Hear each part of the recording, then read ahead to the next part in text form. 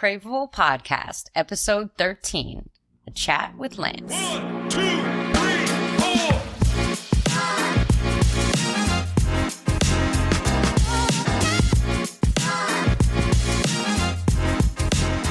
4. Welcome to the Craveable Podcast, where real matters. We are your hosts, Katie and Ben, and this show is brought to you by Fossil Farms. We have a very, very exciting episode today. Please welcome Lance Appelbaum. Yeah. CEO and founder of Fossil Farms, and we are so excited to have him with us on episode 13 of the Craveable Podcast. Welcome, Lance. Welcome. Well, thank you. Did you just say episode 13? Episode 13. Lucky number. The Craveable Podcast. Who would think that a specialty meat company would have a podcast? Well, I would. I would only if they were the best at what they did. It's just music to my Do I have ears. anything on my nose? No. You say, you already make me sound so good. You make everything sound so good. It's all in harmony. No, this is very exciting. I think I have been very excited for this episode, and thank you for joining us, Lance, because Ben and I, we have really interesting, fun, and serious conversations on this podcast. And as our tagline says, this show is brought to you by Fossil Farms, and Fossil Farms is brought to you by this gentleman right here. And it's very awesome to be able to create this podcast and have these conversations. And I think we owe a lot of that in part to you. And we want to have a really open conversation today. I know we have some questions, but I think that we're just going to have a great conversation about you and your journey and Fossil Farms. And I mean, I have some things up my sleeve that I want to ask. Ooh. But before we jump into that, is there anything that you want to share or say or tell our listeners? Well, the first thing is that you're making me blush, right? Right. So if you see me blushing, it's just because it's awesome. It's really cool to have not only the platform for you guys to speak, but to see your interactions with each other and to see the passion that you guys bring. You said it's up to me. It was me. It takes a village. Right. And you'll probably hear me say that time and time again. You've heard me say that time and time again, but because of what you guys are doing, it's just incredible. So anything else that I'd like to say? I have one thing. So I've been studying on the podcast, right? Oh. And I'm blushing. No. Me too. Evolution, just like Fossil Farms, you get better with time, like fine wine takes age, right? So I'm literally studying for the podcast, right? And I'm listening to it because I get to hear it every week. And I'm listening to Turkey Talk yesterday, right? And as we're coming back from a business trip, I'm listening to the Great Food Debate that just came out, right? I love that one. And it's so good, but I haven't finished it yet. So I'm like 20 minutes in and I really want to finish it, but I have an objection. Can we talk about the one objection I have? Yes, I heard you two whispering about this before. Yeah, you said bring it up, so I'm bringing it up. Okay. What is it? Ketchup on a hot dog. Oh, you're anti-ketchup on a hot dog? Ooh, baby. Oh, please. Like A lot of people. who thought of that as a topic? Did you think of that or did you think No, the internet thought of it. the internet? Right. So you got the topics that way? Yes, did some general research. And my childhood of eating ketchup eating- on hot dogs. Yeah. No. Me too. I have immigrant parents. I blame them. They don't know better. Yeah, so it's mustard all the way for me. Okay, it's mustard all the way for me. But I will say that lately, because we are in the food culinary industry, different types of mustards. Or do you put relish? No. So I feel like you're a hot dog purist then, because that's what I think. I mean, when I think of a hot dog, I think of just the classic, if you're at whatever, a stand, you're getting a hot dog, they have the ketchup, the mustard, and the relish. And I have never really been mustard or relish. I mean, I love pickles, but relish I'm not really interested in. And I just never really, and I said this in the maybe you probably listened to this, but I've never been crazy about mustard. And now I eat mustard in certain ways and never yellow ballpark, never. No. Like whole grain and Dijon, Yeah, and things like that. Yeah. I would probably put a little bit of mustard on a hot dog now, but only if there's also ketchup. Oh, if there's, so you're a mix and match. Okay, that's understandable. But from a standpoint of having a biased opinion, I'm going to say a bison hot dog. Oh, Ooh. that's, you don't Yeah, they are. Argument You don't one. have to say it because I'm here. No, but, no. Like, Have I talked about this yet? No. That's my favorite hot dog. clean? It's my Yeah, favorite super clean. hot dog. I tell Clean. anyone I talk to, chef, home consumer, Yeah. like, oh, what kind of hot dog? I'm like, we have all these and they're great, but you should just really get the best. We're gonna go so off track because I'm gonna be like the Wagyu No, hot it's okay. dog is unbelievably good. It's so juicy. Oh, it is very juicy. The Wagyu hot dog is really juicy. So basically, Okay. what we're saying is we got good stuff. Yeah, we got good stuff. And Oh now my I want a goodness. hot dog. Well, that's awesome. Okay, so Lance is a hot dog purist. That's Just really wanted to bring that up. Or ketchup hater. Which one? No, I would he's not a rather ketchup hater. hot dog No, purist. No, he's not. Hot dog purist is a better like. If you want to bring that back up again, like I won't say ketchup hater because like when I was growing up as a kid, my mother, like cooking for us was she burnt everything to a crisp. Oh, so ketchup. So it was French fries well done.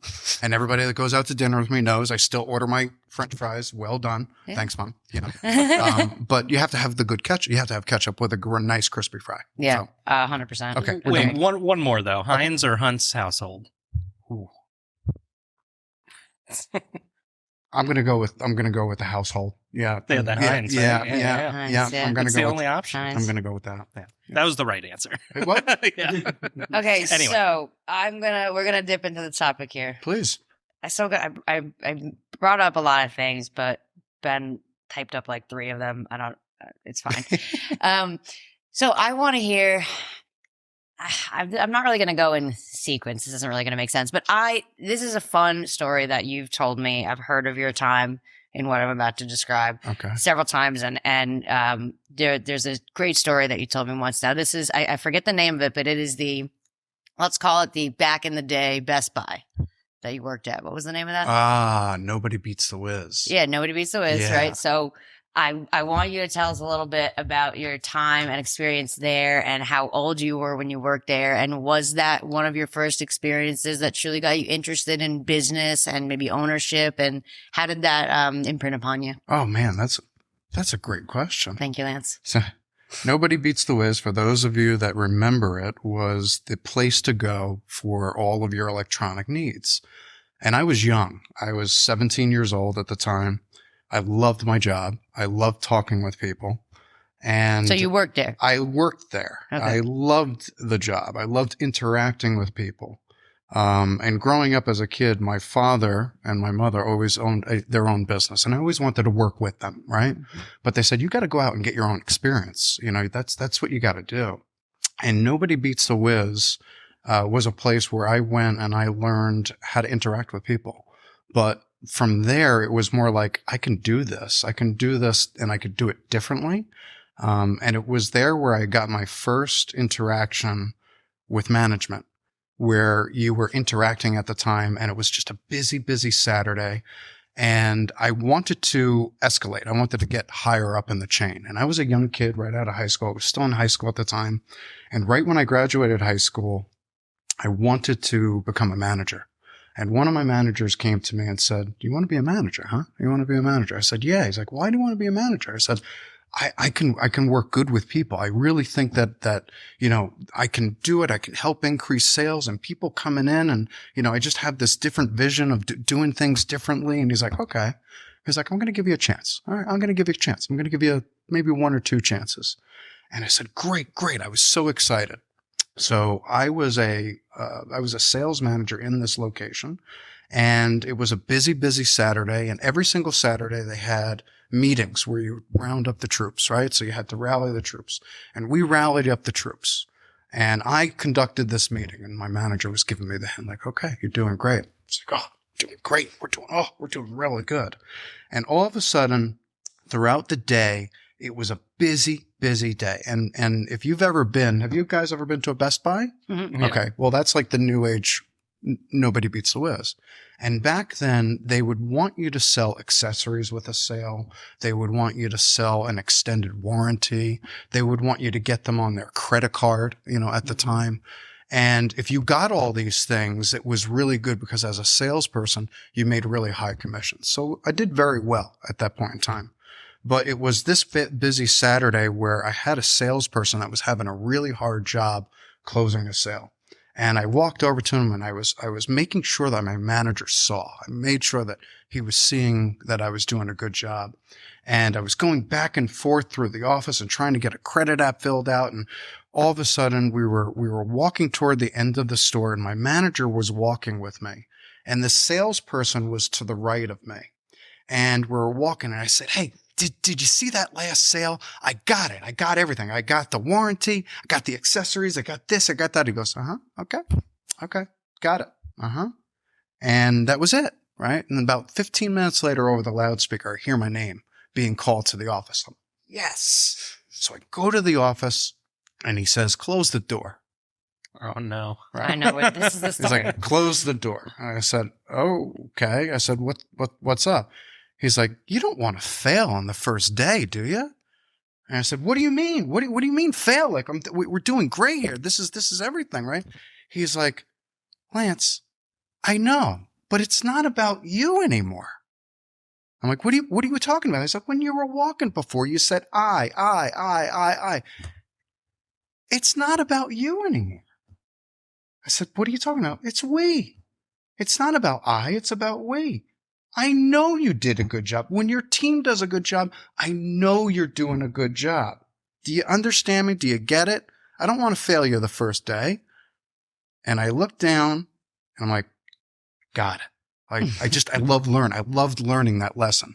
And from that day, it was never about one. It was about all. Is that the story you're referring That's to? exactly the story I'm referring Because to. because when you were like, because I have so many stories from that. If you're like looking for that one that I remember telling you. That's exactly the Okay. one. And But, yeah. it's great because you We you try have to. very Fossil Farms Yeah. has very much built a wonderful culture around we and as a group and as a unit, and Yeah. it's never about I. And Or I think- my. No. Like, I've never say my customer. no, and No. I think as you have kind of led me and taught me to be a manager, I think in one of those conversations was when that story came up, Right. and it stuck with me. And I said, when we were talking about this podcast, I was like, I'm going to talk about that job Lance had and that story Yeah. where he learned it's not about I. Well, the we being a part of the culture is probably one of the most important things that we do here. Mhm. So bringing that passion to like this type of talk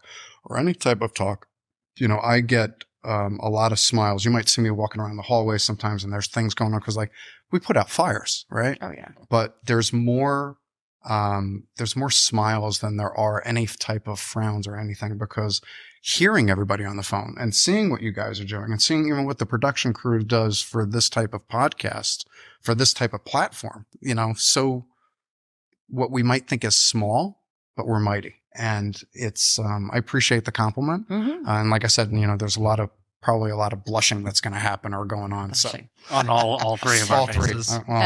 That's what makes a good team, guys. That's what makes a good team. Thank you, Lance. Yep. So this is something I know we actually, I told you about this one in advance, but can you describe for us, I could say some of, but really I would like, and I'm sure this is hard, if you can kind of pinpoint what you would consider as your absolute highest and your absolute lowest point since the inception of Fossil Farms between then and today. How much time do you have? 20 more minutes. All right, let's start with the highs. Mhm. Okay. The highs were specifically like two really big times, right? The highs is a constant, like every day seeing the evolution continuously grow. That's just like a natural high, Mhm. right? But one of them probably was back in 2017. We were asked to do a burger summit at Ellis Island. And the director of purchasing and head of procurement over there and I became very close. And he asked me, does your family have any ties or history to Ellis Island? And, growing up as a kid, you hear the stories of your heritage, right? Well, yeah, I have a tie to Ellis Island. My grandfather came over here really young and had to leave the family back behind, and he was 12 years old, and he's just listening to it amazing. He was telling me, well, we would like to display, we're having this thing called the Burger Summit where we're displaying food through our culture and history. And we would like to have a display of your family here for a year in Ellis Island. what would you say? So to be able to be recognized as having a story, hardworking individual, like the family heritage, and I think it just keeps on growing and evolving. And to having that at Ellis Island, to having a display. So they had some press, they had some media, I had my whole family there. And to see my mother and father see the display where my grandmother and my grandfather came through and came into Ellis Island, it was pretty rewarding. Okay. So that's like probably the highs. And I could spend all 20 minutes on all other highs, but like that's like the two, like that constant. What was the next one? You said the lows? We'll bring the mood down. Some of the lowest points. It's really not low. I wouldn't say bring it down, because every down has an up, right? And I think that's what we've learned over like 26 years. So there's two in particular. Okay. One was about probably 5-6 years in business. We lost our biggest client overnight. It was like a third of our business, like, was gone. So this is early 2000s, around? This is like middle lower 2000, middle 2000s. And we had this really, really big account. And they were jamming, and they decided to leave us to go to another competitor over price. They got a better price, and we lost a third of our business overnight. And we were so young in that time. It was like, what are we going to do? Well, we had to drive further, and driving further means you just got to keep going. Right. It was very, very difficult. I had to lay off 2 people at the time, because I didn't know what to do other than figuring out how to survive. Well, about a year and a half, 2 years later, got a call from that client, and they said, there was a pause at the phone, and they said, Lance, I said, yeah, we would like to come home. And I remember my father teaching me or telling me, go out the same way you went in. So if you know you were going out with a client, go out the same way you would go back in, and let them be acceptable to call you back and not feel pressured. Well, they called and they said, we'd like to come home. And they've been a client still ever since. And they're probably still our longest running client. So that's probably like a low, but became a high. Yeah. The next low, and I have to share with the two, was probably, you might think COVID. Oh, COVID. It was not. It was Sandy. It was Hurricane Sandy. And if you ask why, because that was tragic. That was a pandemic. That was the first of its kind in this area. And we really didn't know what to do except keep going and gather everybody and make sure everybody was okay, and then keep rebuilding. So when COVID came around, and I remember having a conversation with you, Ben Lahar, everybody was scared. We were all scared. But I remember saying, we're going to be fine. We're going to be fine. Everything is going to be fine. Mainly because we've never been through something like COVID. Nobody could ever say they've been through something like COVID. But a small organization such as Fossil Farms, we've been through a lot of tragedy. We've been through 9/11. We've been through the 07-08 financial crisis. We've been through Hurricane Sandy. And then COVID was like all three of them wrapped into one, right? But so that's the highs and lows, right? So the highs were great. They still are highs.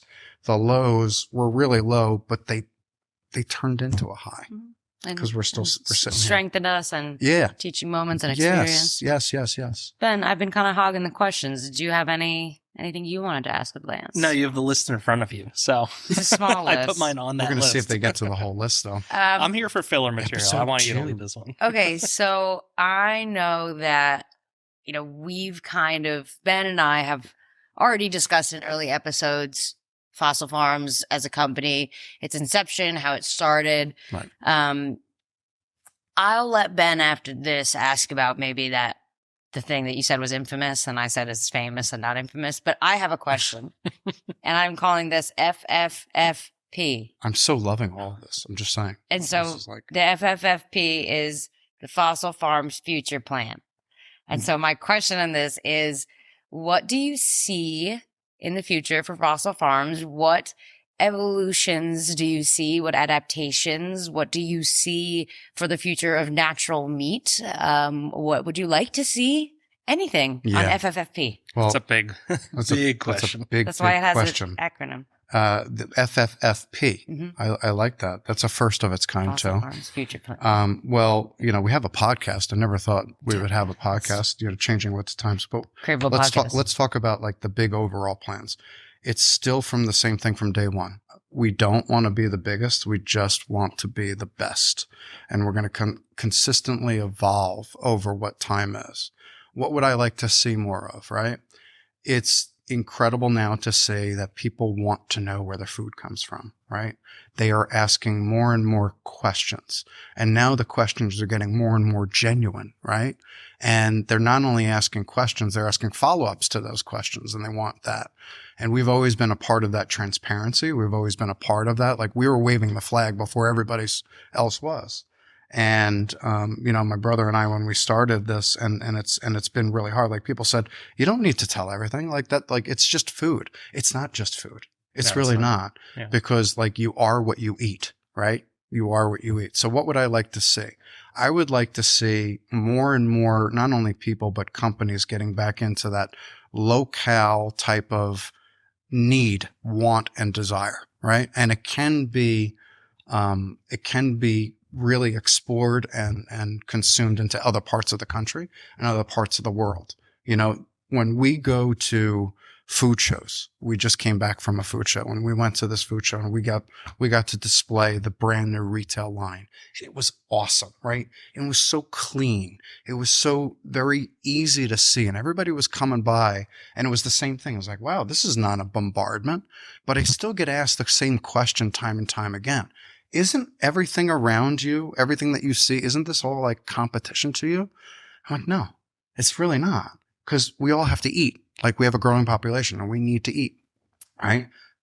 The fact that people get to have options and choices, and we get to kind of carve our way, that's the consistent and the evolution of what Fossil Farms would be. We're going to keep carving our way. We're going to be different than what everybody else is doing. And some people always like to challenge us and say, it'll never work. Well, that was from day one. They said that ostrich would never work. Reeves. They still say it's us on the phone. In a way, they do. But being different is okay. And I think that's going to be the constant evolution. Great question. Guys, we've been here for over 26 years. We're not going anywhere. Okay? No. We know it's going to work. No. It's a spoiler alert. Well, it works because of the people. I don't know wherever the camera is, but it's working. It takes the village. I think that question almost begs the other question, though, Right. because we're seeing this tide of AI. I've used it Yeah. for work. I know our marketing team uses it for work. I don't see directly how it's going to tie into like the meat and food service industry, but you have conversations with other business owners, and I Yeah. imagine this has come up. So Yeah. can I ask you where you see the future of AI for this industry, if you've had Yeah. that conversation with people? Sure. Everybody's in the question of that exact question. It's going to evolve Yeah. the same way that the internet evolved. It's going to be needed. It's going to be a useful resource. But at the same time, there's nothing better, at least to me, in the human element Right. and the human touch. And somebody once told me, it's okay to make a mistake, right? We want things to make a mistake. So I think AI is great because it also enhances and helps productivity and helps this time, right? But I don't think it's going to be like what you used to see in the movies and things controlling everything. I have not. I really decades. Absolutely No. not. But, people ask me, it's the same thing. Like, if you're not on it, you're behind it. Right. So the fact that we're experimenting, we're playing, we're testing it, that's needed. I think that has to happen. As long as they're not putting weird animals together in a lab or something that we have to sell, and AI is like, why don't I come up with a new animal? So that's a question, right? Do you think that that's natural? Do you think that that's the way it's intended to be? I don't. I think it's too. I'm pedantic to the point where I'd be like, well, it's a philosophy then. Like, what is natural or preternatural or anything like that? Right. Like, a rock is natural, but like you can't eat it, but you can get minerals or a different way that are unnatural through a laboratory. Right. Does that make that unhealthy because they put the minerals into vitamins? Right. So it's a hard question to I don't answer think- in my mind. Like, ask me that. What's natural? what's natural? Natural to me is what Mother Earth intended it to be. Yeah. It's very simple, right? So do I think if there is a possibility that can like help and feed the starving people out in this world, I'm for it. Yeah. Okay. I'm for it. Mm-hmm. It's not my choice, right? It's not my opinion. It's not my option, Yeah. right? I have a choice. Yeah. I get an option. Just like So, everybody. And right. I think it's interesting because you mentioned the word healthy, Ben, and I think healthy and natural, or what someone perceives to be natural, are totally different. Right. I personally think, we haven't really said this out in the open, but if just for example, like the lab grown meat thing, I think is super weird. I think it's strange. I wouldn't choose to eat it. I mean, again, there are many benefits, in that, it's not, Can be. It doesn't take any land. It doesn't take any resources. There's no, emissions. And yeah, if that's something that in the future is going to be able to help feed millions of starving people, then yeah, 100% I'm for it. But again, I'm just saying exactly what I said. Yeah. We're I don't want it. We're going to continue to do it the way Mother Earth intended it to be. And if things are being done in an inhumane or not right way, then let's figure out how we're going to do it the right way. Yeah. Right? I think you said right in the beginning that there's a way that we could do things correctly globally. Yeah. And it's just a matter of people choosing not to do things the right way. Yes. And luckily for us, or unluckily, we know how hard it is to do it the right way. Yes. Right? Yeah. And the extra work that it takes. Yep. Continual evolution. But boy, does it make us proud to do it. Right? Yeah, you guys are That's awesome. true. So Guys Ben, have smiles every what day. about your question? Which one?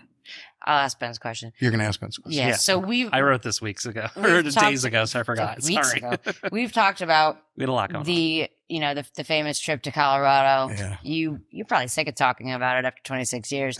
Are there any details other than the high level details of, you went out skiing, this is what happened, and any other little details or fun tidbits you can share about that trip or about the aftermath that might be informative or entertaining? Yeah. I mean, the aftermath was like, what are we doing? What do you do when you start a new venture? You start a new business in a brand new industry that's still evolving. But the light bulb goes off, right? So you got to keep playing and keep on going with that, right? I'm still a ski bum, right? I'm still a ski bum. And any other things with that trip? No, other than that was just it was the light bulb moment. And my brother and I, we each figured out what we were good at from the start. And we continued to learn that. However, we learned that maybe too much in a way, right? Where years later, it's like we only wanted to do what we wanted to do. So we took different approaches to the business, right? But I don't remember the exact name of the restaurant, but I can tell you exactly where it was in Breckenridge, Colorado. And going back there to this day, it's still there and it's like a bar and grill. But it's just great to see, so when people say, oh, I go out skiing out west, and they're like, oh, where? Oh, my favorite place is Breckenridge. I'm like, yeah, it's got some history. It's got some history. So was it ever like a joke? Like, were you and Todd ever just like, we should do this? Ha ha. Mm-mm. You were dead serious from the beginning. Well, no, was it a joke? I don't think it was more of a joke. My brother was always really interested in agriculture and in just being in the country. And thankfully, my parents taught us a long time ago, if you want something, you got to work for it. And they worked very, very hard for a living. And one of the things that my father used to de-stress from was being around horses. So we were around horses our entire life. And my brother became infatuated and in love with that type of lifestyle. So having that element and being aware of what is besides being in the metropolis of the New York metro area, having our parents teach us that, it's not just about here, it's about everywhere, right?